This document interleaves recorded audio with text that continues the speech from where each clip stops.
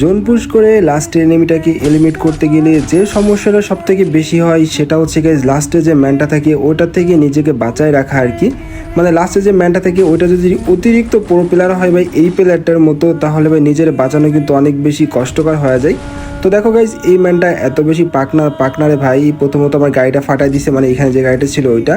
আর দ্বিতীয়ত ভাই ও আর একটা গাড়ি নিছে, মানে ওই সাইডের দিকে নিয়ে রাখছে যাতে ভাই আমি গাড়ি নিতে না পারি। তো পরবর্তীতে ভাই দেখো গাড়ি নিয়ে কিন্তু আমার উপর রাশ করতেছে, মানে ট্রাই করতেছে আমার কোনো মতো একটা ডলা দিতে পারলেই ভাই আমার উপর করে দিব রাশ। ভাই দেখো ভাই ওই সাইডের দিকে গেছে, একটু দূরে দূরে থাকবে, আমার কাছে আসিস না। আর প্রথমত আরে ভাই একটু হলে ভাই ডলা খাইতাম, ভাই ডলা খাইলে আমার অবস্থা খারাপ ছিল।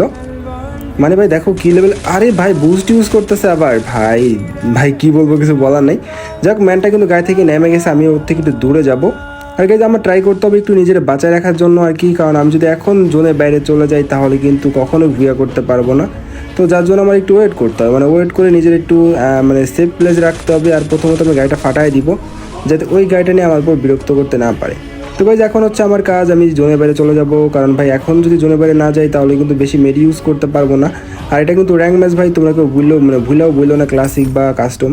মানে অনেকে ভাই দেখে যে আমি র্যাঙ্ক ম্যাচ খেলতেছি, মানে আমি ম্যাপ ওপেন করার পর দেখে, তো দেখার পরেও কমেন্ট করে যে ভাই এটা র্যাঙ্ক ম্যাচ না, এটা ক্লাসিক ম্যাচ বা কাস্টম ম্যাচ। মানে ম্যাপ ওপেন করে দেখার পরেও যদি এটা বলে তাহলে কেমন লাগে বলো।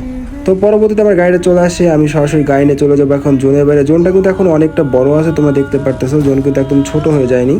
মানে আমি একটু আগে চলে আসছি, কারণ বেশি মেডি ইউজ করতে না পারলে ভালো লাগে না।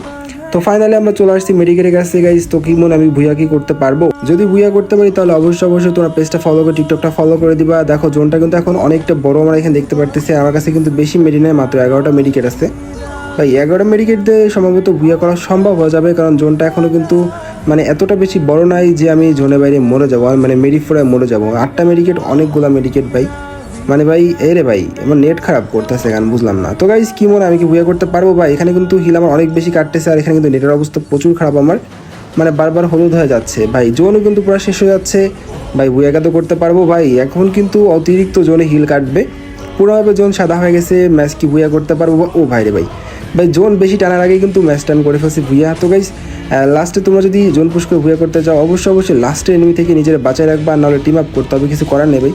নাহলে গাইজ কখনো তোমরা জোন পুশ করে একটা ম্যাচ ভুয়া করতে পারবো না। তো thank you for watching guys, কষ্ট পেজটা ফলো করে টিকটকটা ফলো করে দিবা। তো thank you for watching guys তোমাদের সবাইকে। এটা কিন্তু র্যাঙ্ক ম্যাচ ছিল, তোমরা দেখতে পারতেছো ভাই।